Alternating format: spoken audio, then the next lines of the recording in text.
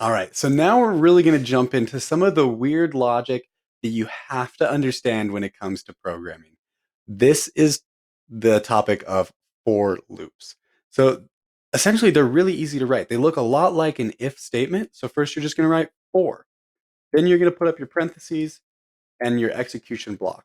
So you always have to make sure you write this. The thing is, inside of a for loop, there are three parts to it. So the first is you have to initialize some data. That's where you're going to start.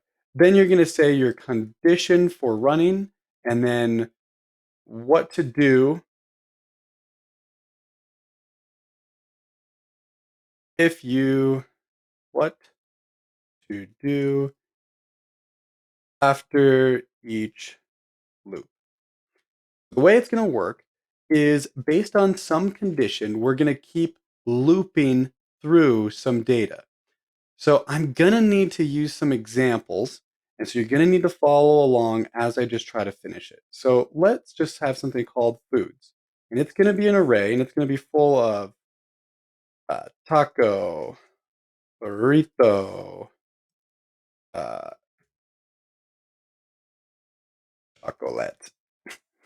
And so inside here, we're going to need to first, like I said, let's keep this guy above so we can keep our text separate from everything else. So first, we're going to need to initialize.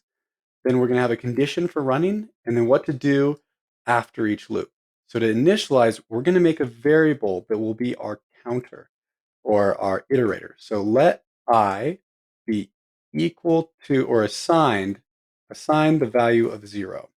So that's our initialize phase. Then we have a condition. We're going to say, hey, as long as I is less than some number of loops, we're good. So we're going to be able to do this essentially 5 times because we're not going to do it 6 because we're going to be at 0, then 1, then 2, then 3, then 4, and 5 is not less than 5. So we can only do it 0, 1, 2, 3, and 4. So we'll do it 5 times altogether. And then at the very end, we're going to say I plus plus. This is a very unique way of writing this. I is assigned I plus 1, which is also the same thing as I is plus equal to 1, like I showed before.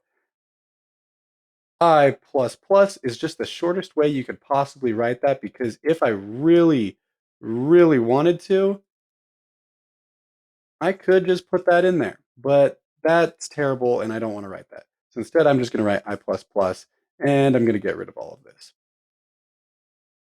So inside of here, we're going to now be able to execute something. Let's just console.log our eyes and let's see what's happening. So when we run that, we're going to see 0, 1, 2, 3, 4, just like I said, because we're starting at 0.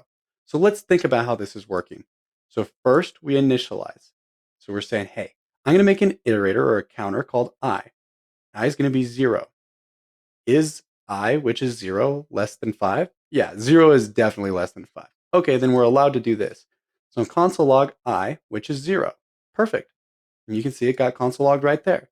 Then what to do after each loop. There's nothing else in this block to do. So obviously we've hit this end part and we're about to loop back through. So what do I do after each loop? I add 1 to I. So now I is 1. It was 0 before, now it's 1. So I say, okay, well, is 1 less than 5? Yeah, 1 is definitely less than 5. So console log 1. And there it is. And it continues this process. So now we hit the end of it. What to do after each loop? Well, I add 1 to it. So now we go from 1 to 2. So we say, hey, is 2 less than 5? Yep. So console log it. Then we hit the end of it. What to do after the end of each loop? We'll add 1 to it. So now we have I equal to 3. Is 3? Yep.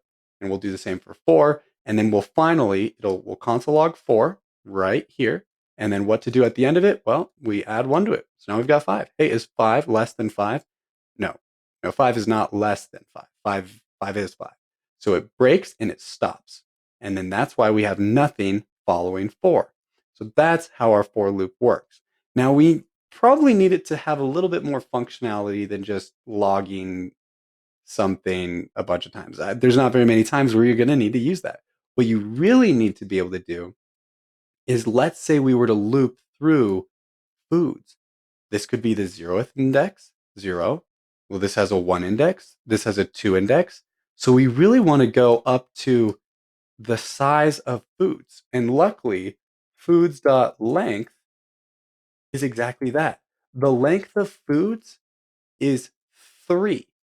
And because 3 is greater than this guy's index, because this is 0, 1, 2, and then 3 is right here, so less than 3. So the last place we ever want to hit is chocolate, which is 2, so 3 is perfect. The food's length is 3, and the last index is 2. So I will never get bigger than this guy, because this guy is 3. This is 3, so I will never be bigger than 3. 0, 1, 2. Perfect. That's exactly what we want. So if we still run it though, we're just going to get 0, 1, and 2. Let's index for each one. So let's write foods at, and then let's throw out the first thing, right? Well, if we do that, we run into let's actually console.log our foods at 0. This is taco, taco, taco. But I wanted to say taco, then burrito, then chocolate. Well, the thing is, when I is 0, well, foods at 0 is taco. When I is 1, foods at 0, well, foods at the 0th index, that's still taco. So what if I were to replace it? Because we know that when we console.log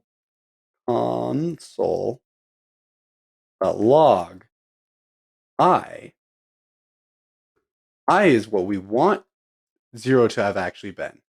Because then it would have been 0 was taco, but 1 will be burrito, 2 will be chocolate. So let's replace that with our I and see what happens.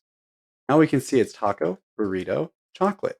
It's looping through it because each time it's getting upped. So now on the very first one, 0. So we'll console log 0 and we'll get foods at 0. Perfect, taco. Then we hit the end. What do we do after each loop? We add 1 to our I. So now I is 1. So we console log 1 right there. And then we get foods at 1, which is burrito, which is what we get right there. And then we do this one last time because we hit the end and we increment it from 1 to 2. And now is 2 less than 3?